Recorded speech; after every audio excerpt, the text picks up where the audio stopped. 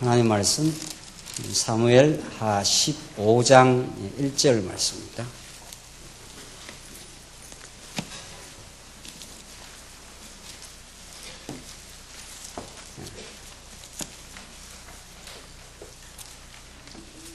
우리 하나님의 말씀 구약성경 사무엘 하 15장 1절 말씀입니다. 이 찾으신 줄 알고 봉독드리겠습니다. 이 일이 있은 후에 압살롬은 자기를 위하여 병거 한 대와 말들과 50명의 전이대를 마련했다. 압살롬이 일찍 일어나 성문 옆 길가에 서서 소송할 일이 있는 모든 사람들이 재판을 청하러 왕에게 나올 때 압살롬이 그를 불러 묻기를 너는 어느 성읍에서 왔느냐 하고 그가 대답하기를 당신의 종은 이스라엘 아무 지파로부터 왔습니다 하면 압살롬이 그에게 말하기를 보아라 내 말이 옳고 정당할지라도 내 말을 들어줄 사람이 왕에게는 아무도 없다라고 하면서 압살롬이 말하기를 내가 이 땅의 재판관이라면 어떤 사람이든지 소송이나 재판에 있어 내게로 올 때에 내가 그에게 정의를 베풀 것이다 라고 하였다. 사람들이 가까이 와서 그에게 절하려 하면 그는 손을 내밀어 그를 붙잡고 그에게 입맞추었다. 재판 때문에 왕에게 오는 모든 이스라엘 사람들이 압살롬이 이같이 하여 이스라엘 사람의 마음을 도둑질했다. 6절까지 우선 봉독 드렸습니다. 여러분 잘 아시는 이사야라는 선지자는 북이스라엘의 멸망 시점에서 남쪽 유다도 너희들 앞으로 하나님 뜻 가운데 멸망한다. 그러나 하나님께서 약속하신 대로 너희를 반드시 회복하신다.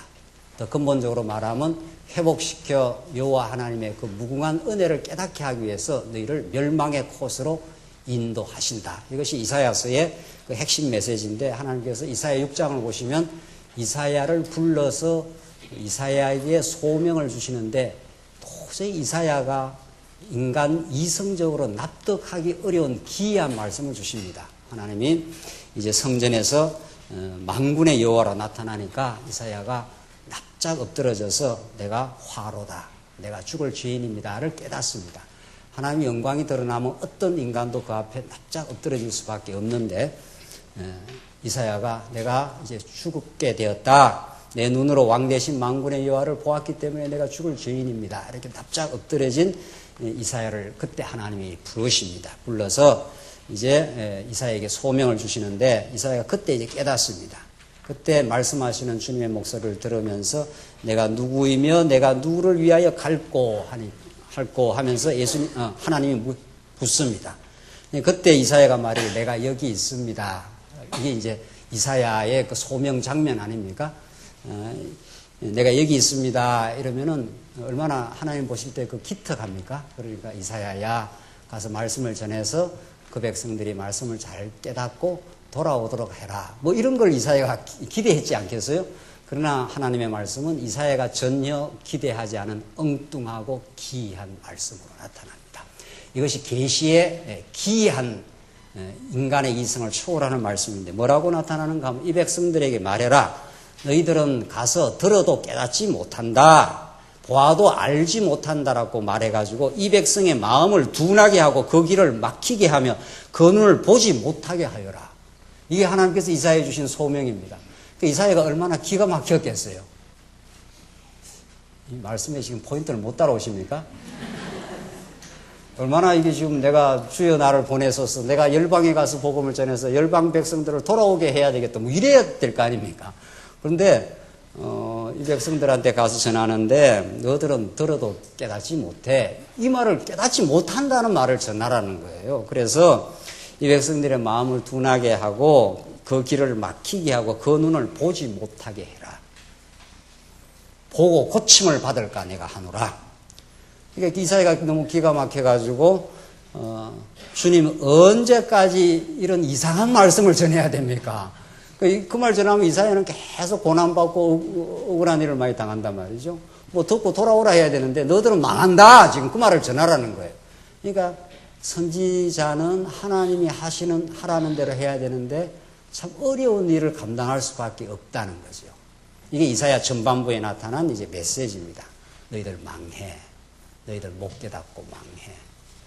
하나님의 작정하신 뜻 가운데 너희들 망해. 그러나 새롭게 회복돼. 이제 이사야 물론 전체 메시지는 그렇게 되는 거죠. 그러니까 이사야가 그렇게 말하니까 하나님이 한술 더 떠가지고 언제까지 이 이야기를 전해야 됩니까? 하니까 완전히 황폐할 때까지 전해. 그게 이사야 6장에 나타난 말씀입니다. 성읍들이 황폐하며 주인이 없고 집마다 사람이 없으며 땅이 완전히 황폐하게 되고 또 여호와께서 사람들을 멀리 옮기시고 이 땅 가운데서 버림받는 곳이 많아질 때까지다.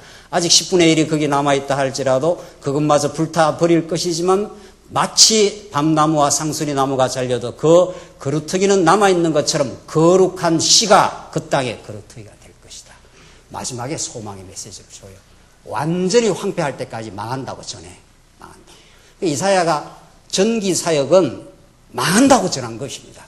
그러니까 이사야가 엄청난 순환을 이제 겪게 되는데, 그러나 망할 때까지, 황폐할 때까지 망한다고 전하지만 밤나무와 상수리 나무가 잘려도 그 그루터기가 남아있는 것처럼 거룩한 씨, 이 씨를 말해요. 이 거룩한 씨가 그 땅에 새로운 소망의 그루터기가 될 것이다. 이게 하나님의 언약의 자손을 마지막 예표하는 거룩한 씨를 통해서 이 나라가 반드시 회복한다. 이 예언대로 남쪽 유다는 황폐하도록 망했지만 반드시 거룩한 씨가 있어서 다시 하나님의 역사의 회복의 역사를 만들어내신 하나님. 이 예언의 최종적 적중지가 되는 예수 그리스도 사건 속에 우리를 위해서 황폐하고 완전히 무너지는 자리까지 예수님 내려가셨다가 다시 부활의 역사를 말씀대로 죽으시고 말씀대로 살아나신 이 기이한 일을 행하십니다. 이것은 사람이 생각할 수 없는, 사람의 사고방식으로 예측하거나 만들 수 없는 일이라. 우리 사무엘 하로 돌아가십시다. 오늘 사무엘 하 말씀이 바로 동일한 원리에 의해서 오늘 본문이 이어집니다. 하나님께서 왕가의 비극의 역사를 만들어 가시는데, 하나님이 언약을 하셨고 하나님이 아브라함에게 언약하신 대로 도도하게 그 언약을 이루시되 최종적으로 다윗 왕에 와서 하나님의 언약을 드디어 성취하십니다. 이게 지금까지 우리가 배웠던 사무엘 상하에 개진되는 말씀인데, 그 성취했으면 성취한 대로 하나님의 살아계심과 그의 위대한 속성을 다윗으로 하여금 많이 깨닫게 하고 많은 찬양을 만들어내신 하나님께서 그 다윗 후대 역사를 계속해서 이어가시는 것이 기이한 일인 거죠. 이것이 사람이 상상을 할 수 없는 기이한 복음이 담겨 있는 거죠. 이사야가 왜 망하라고 전하라고 하느냐? 하나님께서 그냥 잘 되게 하신다고 전하라 하면 얼마나 좋겠느냐 말이죠. 언제까지 이 망하라고 하는 말을 전해야 됩니까? 완전히 황폐할 때까지 전해. 그러나 하나님께서 상수리 나무가 다 잘려져도 거룩한 씨가 남아서 다시 그루터기에서 새로운 싹이 날 때까지 전해. 이게 하나님께서 선지자에게 하신 말씀이고, 이 선지서의 말씀은 고스란히 예수 그리스도 사건에 적중되고 성취된 사건인 거죠. 우리 택한 백성이 예수님 오라고 했습니까? 언제 우리가 기다리기를 했습니까? 전혀 우리는 망할 짓만 하고 죄만 짓고 살았던 우리들에게 하나님께서는 작정하신 그 언약하신 뜻대로 2000년 전 약속대로 하나님의 신실하심을 보여주시고 하나님의 아들을 보여주시되, 우리가 기대하고 생각했던, 유대인들이 기대하고 생각했던 방식으로 예수는 오지 않습니다. 그들은 군사적이고 정치적이고 세상에 힘을 가진 메시아가 이 땅에 등장해서 자기들의 모든 억울함을 신원해 주시고 그 땅에 다윗 나라를 성취해 줄 걸로 그렇게 기대했던 유대인들. 그러나 예수님이 오병이어의 기적을 행하고 그래서 많은 사람을 먹이니까, 예수님을 왕으로 삼으니까 예수님 피해 나가지 않습니까? 너희들이 기대한 방식으로 내가 오지 않았어. 나는 하늘 아버지의 뜻을 따라서 죽으러 왔고 3일 만에 부활의 역사를 이루어서 하나님의 살아계심을 입증해. 너희들이 기대하는 방식이 아니야. 그래서 유대인들이 예수님을 못 알아버리고 결국 예수를 죽이고 맙니다. 그러나 여러분과 저는 하나님의 택한 백성이어서 이 기이한 하나님의 방식, 오늘 사무엘하 15장에 전개되는 이 비극의 역사가 그러합니다. 하나님이 다윗을 통해서 나라를 성취해 주셨는데 왜 이 나라를 다시 이루어 가시느냐? 다시 타락과 비극으로 이어지는 이런 과정을 거쳐서 하나님이 보호를 하십니다. 그러니까 이게 참 기이한 일인 거죠. 이사야로 하여금 망하게 하라고 전한 거 아니에요. 망하게. 언제까지? 완전히 깡그리 무너질 때까지 망한다. 그러니까 구약이 다 구약 메시지인데 이 구약 메시지가 전부 우리는 예수 그리스도 한 분에게 와서 성취될 예언이라는 거죠. 그렇게 읽어야 이 본문 말씀이 우리에게 복음으로 살아있는 하나님 말씀으로 다가오는 거죠. 그렇죠? 자꾸 망한다 하면 얼마나 힘들어요, 우리가. 사업이 안 그래도 힘들어 죽겠는데 자꾸 망한다 그러니까. 그런 말을 하는 게 아니고, 지금. 사업이야 망할 수도 있고 흥할 수도 있지만은. 지금 그 말을 하는 게 아니라 성경은 예수가 그리스도임을 지금 약속하여 하나님이 요구하는 이 영적 진리를 지금 말하고 있는 거죠. 지금 사무엘 하도 마찬가지예요. 사무엘 하도. 지금 다윗의 왕가의 비극은 다윗이 하나님의 뜻 가운데 타락하게 되고 그 타락으로 너희 집안에서 칼이 떠나가지 않는다고 하나님이 이미 예언을 해줍니다. 재앙이 떠나가지 않을 것이다.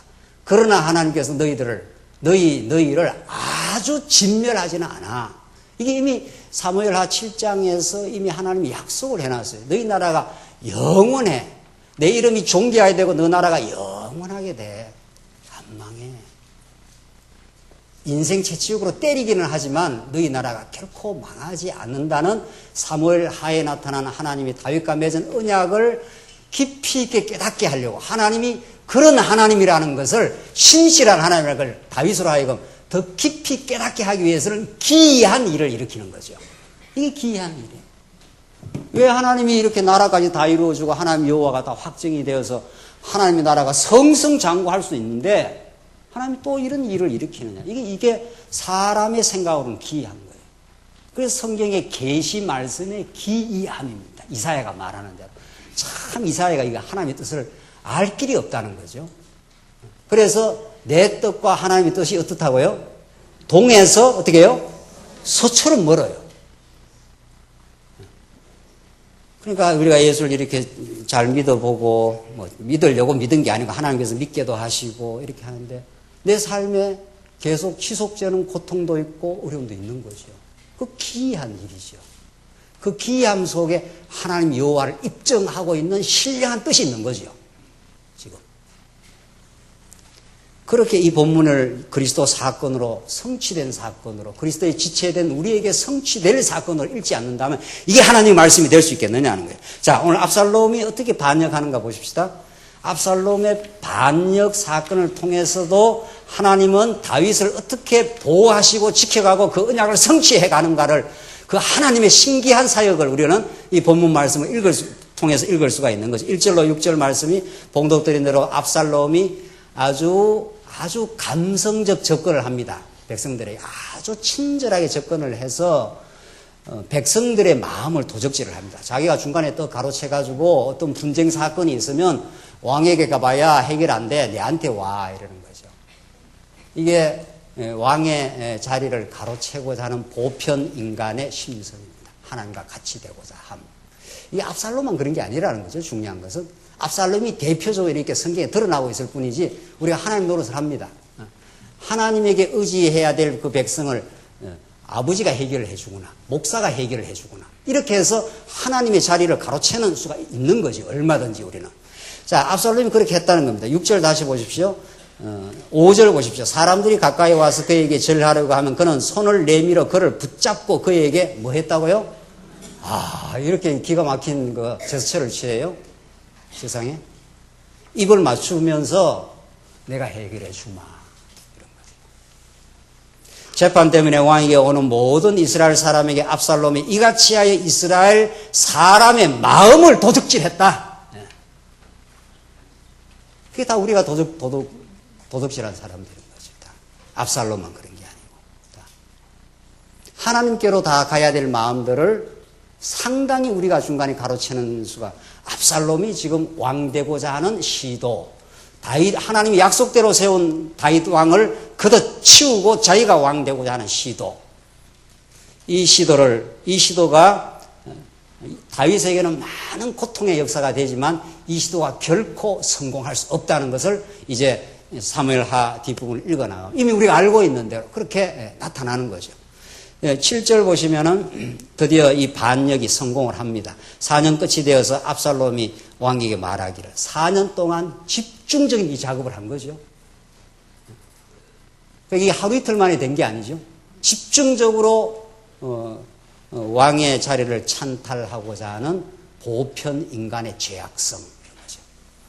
그래서 압살롬이 왕에게 말하기를 제가 헤브론에서 여호와께 서원했던 그 서원을 이룰 수 있도록 제가 하는 것을 허락해 주십시오. 왕의 종이 아람에 거수를 했을 때 만일 여호와께서 계속 여호와 덜목된다는 거죠. 여호와를 덜목돼야 정당화가 되지 않겠어요? 저를 예루살렘으로 돌아가게 하시면 제가 여호와를 섬기겠습니다 라고 서원했습니다 하므로 왕이 그에게 평안히 가라고 말하니 그가 일어나 헤브론에게 갔다. 압살롬이 이스라엘 모든 지파들에게 첩자들을 보내어 말하기를 너희가 나팔 소리를 들으면 압살롬이 헤브론에서 왕이 되었다라고 말해라 하였다. 이 왕의 자리를 찬탈하고자 하는 보편 타락한 인간의 죄성은 압살롬으로 극대화되어 이 드라마처럼 보여주는 거죠. 그러나 왕이 안 되는 거죠. 왕이 안 되는 거죠. 그래서 하나님이 세우시는 왕, 하나님이 약속대로 보내신 다윗 왕, 다윗의 온전한 성취로 오실 예수 그리스도로만이 우리 교회의 왕이시다 하는 것을 이 말씀이 강력하게 우리에게 전달해 주는 거죠. 그의 통치 안에서라야 우리는 기쁨과 감사와 평강이 있다. 하나님의 나라에 평강이 있다는 것을 압살롬의 허탄한 왕됨의 시도가 완전히 붕괴되고야 만다는 것을 일시적으로 되는 것처럼 보이지만 안 된다는 거예요. 11절 초청을 받은 200명이 예루살렘에서부터 압살롬과 함께 갔는데 이들은 아무것도 모른 채 따라간 사람들이었다. 아무것도 모르고 줄줄줄줄 지금 따라가는 거죠. 압살롬이 제사를 드리고 있는 동안에 그는 길로 사람인 다윗의 좋은 자 아히도벨에게 사람을 보내어 그의 성읍 길로에서 오게 했다. 모반이 커지면서 압살롬이 오는 백성이 점점 많아졌다.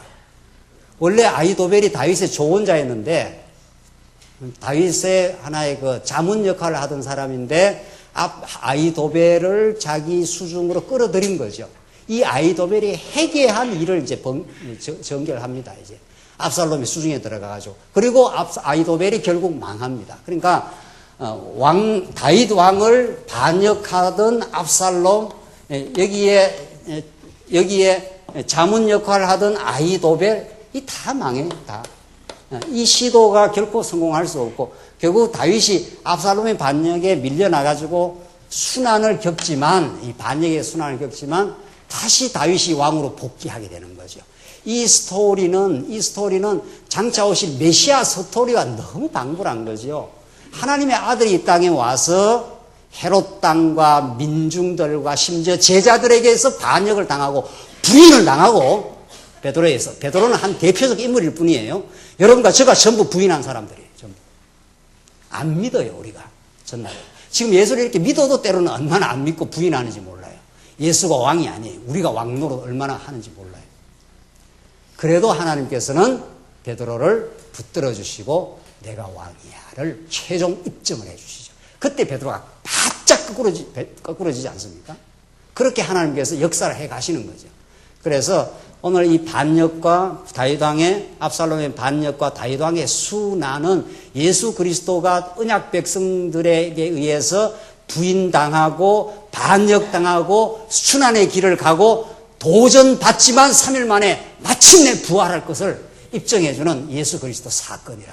그걸 통해서 하나님이 여호와 되심을 입증해 가는 거리라.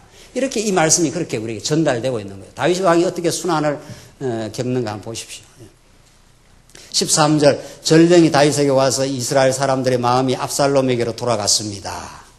다윗이 그 보고를 들었습니다. 백성들의 마음이 4년 동안 지하 공작을 했으니까 얼마나 많은 사람들이 압살롬에게 다 갔겠어요? 다 갔지 않았어요? 다윗이 14절 다윗이 자기와 함께 있는 이스라엘 예루살렘의 모든 신하들에게 말하기를 일어나 도망하자. 그렇지 않으면 우리 가운데 한 사람도 압살롬 앞에서 피하지 못할 것이다. 빨리 가자. 그가 우리를 신속하게 따라잡아서 우리를 해하고 도성을 칼날로 칠까 두렵다. 이 말할 수 없는 고난. 압살롬이 도대체 누굽니까? 압살롬이 가장 잘생긴 자기 아들 아닙니까? 이 하나님의 기이한 이사야가 말했던 대로 하나님이 이사야 선지자에게 하늘의 계시의 말씀을 줬는데 참 기이한 말씀이로다. 하나님께서 다윗왕을 통해서 하나님의 나라를 다 이루어줬는데 왜 이게 필요하냐 이거예요. 타락과 이 비극의 역사가. 세상에 아들한테 지금 축출을 당해가지고 빨리 도망가자 그러지 않습니까? 이 말할 때 얼마나 부끄러웠겠어요? 세상에 천하를 호령하던 다윗, 이방 대적들을 전부 자기 조공을 바치게 하던 왕중왕이던 다윗. 그렇잖아요? 이걸 우리에게 보여주는 이유가 뭐냐 말이죠. 하나님께서 하늘의 왕으로 오신 이 땅의 그리스도가 이 백성들로부터 반역을 당하고 심지어 제자들로부터 부인을 당하고 질질 끌려서 겟세마네 동상으로 순환당하며 끌려가야 했던 예수 그리스도. 그게 기이한 하나님의 계시라는 겁니다. 이건 사람이 생각을 할 수, 어떻게 하나님이 이런 일을 하시나. 이렇게 제자들이 다 도망을 치지 않습니까? 이건 기이하다. 이건 도대체 하나님이 살아계시다고 할 수 없다는 거죠. 예수님이 바다를 잠잠케 하고 오병이 기적을 행하다는 분인데 그래서 베드로가 말고기를 탁 치지 않습니까? 관도라 내가 하늘의 12영이라도 지금 저들을 진멸할 수 없을 줄 아는. 그럼 진멸하시지요. 베드로가 그랬지 않겠어요? 안 그랬겠습니까?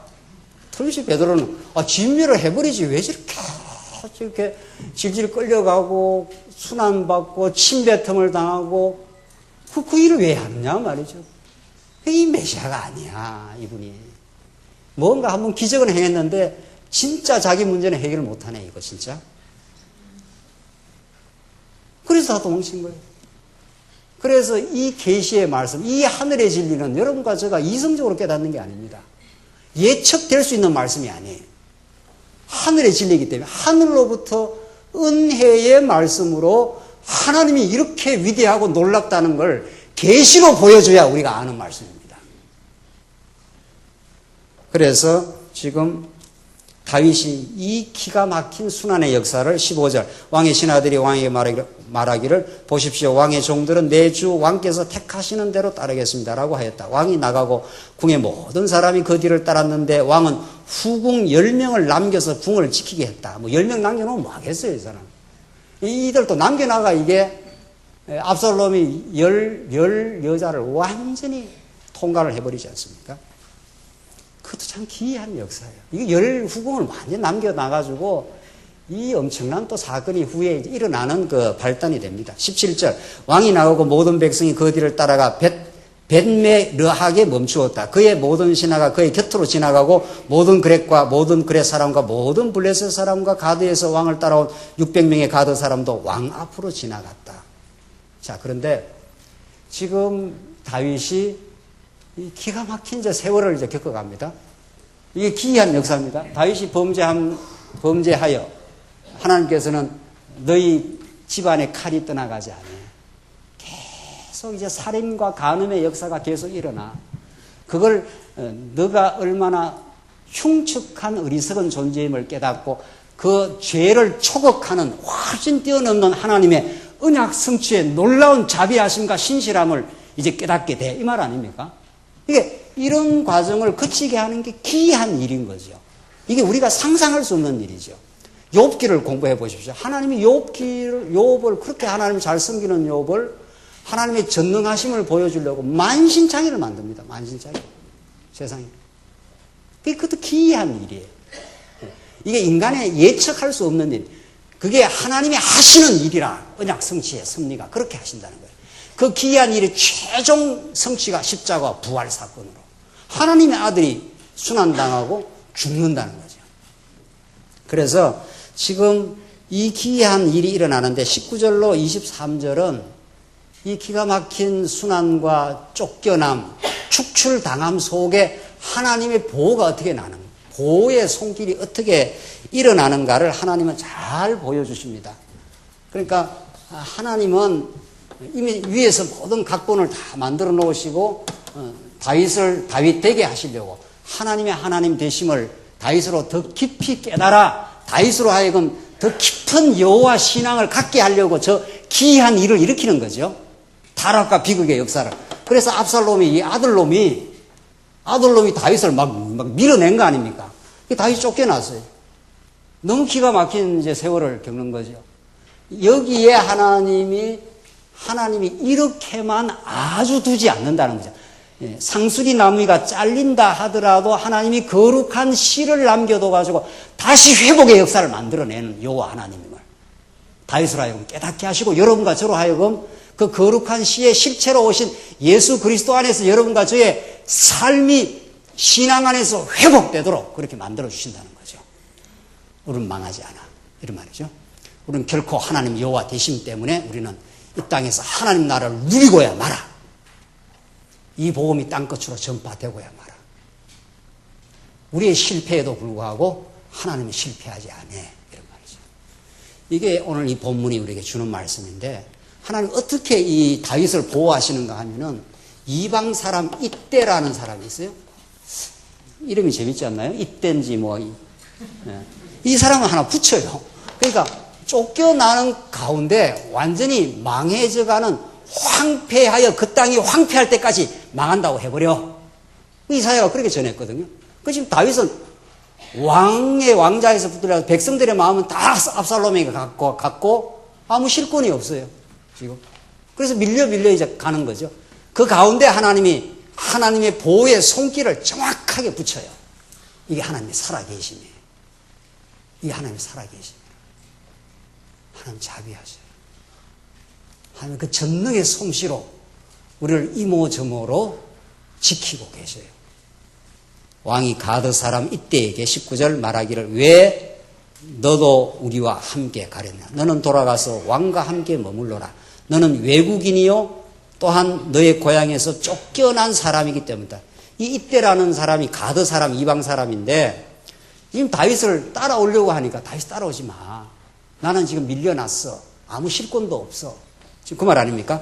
20절 어제 내가 왔는데 오늘 내가 너를 우리와 함께 떠돌아다니게 했어야 되겠느냐. 나는 내가 가는 대로 갈 것이나 너는 돌아가고 너와 함께 내 형제들도 데리고 가라. 인애와 진리가 너와 함께 있기를 바란다 하니 다윗은 마음이 안쓰럽고 이때가 자기를 자꾸 따라오려니까 돌아가. 내가 따라와야 아무 이제는 힘이 없어. 죽어 잘못하면. 너는 돌아가서 살아. 이렇게 지금 이때를 위해서 해주니까 21절 이때가 왕에게 대답하여 말하기를 여호와의 살아계심과 이렇게 나오죠. 그러니까 하나님 여호와의 살아계심은 만천하에 계셔요. 하나님은 여러분과 저의 삶 속에 말씀 운동의 역사 속에 앞으로의 모든 역사 속에 하나님 영원히 살아계셔요. 그렇잖아요. 그걸 우리가 얼마나 더 깊이 깨닫게 하는 역사일 뿐이에요. 그 여호와의 살아계심을 하나님은 이때라는 이방 사람의 마음을 통해서 다윗에게 확신을 주는 거죠. 하나님 이렇게 역사하셔요. 하나님 정말 이렇게 역사하셔요. 이건 다윗이 상상할 수 없는 변수예요. 하나님 늘 이렇게 하셔요. 그러니까 하나님이 하신다고 다윗이 놀라고 찬양을 하게 되죠. 빤한 일이 이루어지면 그 찬양을 하겠어요? 아, 내가 그거 알던 일이야. 이때가 내가 따라올 거야. 이렇게 알았으면 그게 찬양의 대상이 되겠어요? 찬양의 내용이 되겠어요? 아, 이때는 분명히 내 따라와서 나중에 나를 도울 거야. 도울 사람이 아니란 말이죠. 이때가. 이렇게 하나님이 하시죠. 뭐라고 그럽니까? 여호와의 살아계심과 내 주 왕의 살아계심을 두고 맹세합니다. 내 주 왕께서 계시는 곳이라면 죽든지 살든지 주의 종도 거기 있을 것입니다. 이런 충성스러운 부하가 하나 생기는 거죠. 그렇잖아요. 이건 뭘 방불하게 하는가 하면 구약에 룻을 방불하게 하는 거 아닙니까? 룻을. 나오미는 따라오지 말라는 거 아니에요. 내 따라와야 먹을 거 있다 없다? 없다는 거예요. 내 따라와야. 굳이 따라오지 말라. 내 따라와야 너 좋은 일이 없다. 내가 풍족하게 나갔더니 하나님께서 나를 텅 비어 돌아오게 하나님께서 나를 심히 괴롭혔다. 나를 나옴이라 하지 마. 나를 말하라고 해. 괴로움이야. 내 인생 괴로움 덩어리야. 나를 따라와야 네 얻을 게 없어. 근데 하나님이 룻을 어떻게 합니까? 나오미는 혼자 가려고 하는데 룻을 어떻게 해요? 따라가게 하니, 룻이 따라간 게 아니고, 하나님이 룻을 어떻게 해요? 나오미 옆에 붙여가지고, 이렇게 붙여갖고 돌아오게 해요. 참, 살아계신 하나님. 하나님이 다윗 왕을 출생시켜 그 땅에 새로운 역사를 만들기 위해 엘리멜렉 가문을 탈탈 털어버리게 만드는 하나님. 엘리멜렉 죽고, 기럨 죽고, 말론 죽어서 완전히 황폐하도록 털어버리게 만들었다가 새로운 역사를 만들어 가시는 하나님. 오늘 이때 사건도 나와요. 이때가 나중에 압살롬과 전투할 때 3분의 1을 맡아가지고 강력하게 압살롬을 퇴폐시키는 용장으로 등장합니다. 이때가. 살아계신 하나님의 손. 하나님 살아계신. 우리에게 어떤 일이 있어도, 어떤 위기가 와도 오히려 위기는 하나님을 배우는 기회예요. 하나님이 이때로 하여금 내가 죽든지 살든지 따라가겠습니다.